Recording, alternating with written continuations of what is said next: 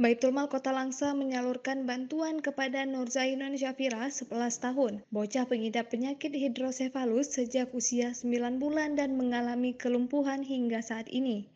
PLT Kepala Baitul Mal Kota Langsa, Jawahir menyebutkan, saat ini pihaknya telah menyalurkan bantuan senilai 2 juta rupiah kepada adik Syafira. Penyaluran bantuan ini diharapkan bisa sedikit mencukupi kebutuhan sehari-hari adik Syafira. Jawahir juga berpesan kepada kakak Syafira Afni agar jika dirinya membutuhkan bantuan lagi, dirinya dapat segera menghubungi Baitul Mal.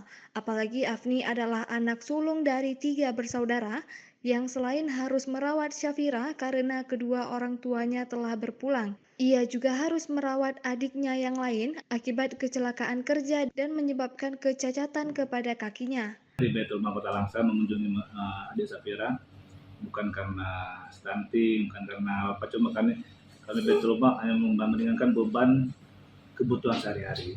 Nah, jadi keadaan kami hari ini ke sana untuk meringankan beban mereka. Belum ternyata begitu di kami wawancara, adik itu yatim piatu, baru meninggal orang tuanya, dan abangnya pun lagi sakit. Jadi mudah-mudahan apa yang kami berikan berupa tadi uang tunai bisa bermanfaat dan bisa dimanfaatkan untuk beberapa bulan ke depan.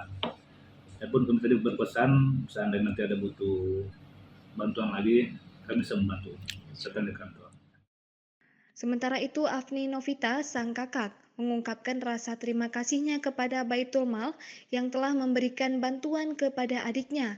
Dirinya akan mempergunakan uang tersebut untuk memenuhi kebutuhan sehari-hari sang adik, seperti membeli susu, pampers, vitamin, dan lain-lain. Hari ini saya berterima kasih sekali sama Baitul Mal udah mengunjungi adik-adik saya yang bernama Safira.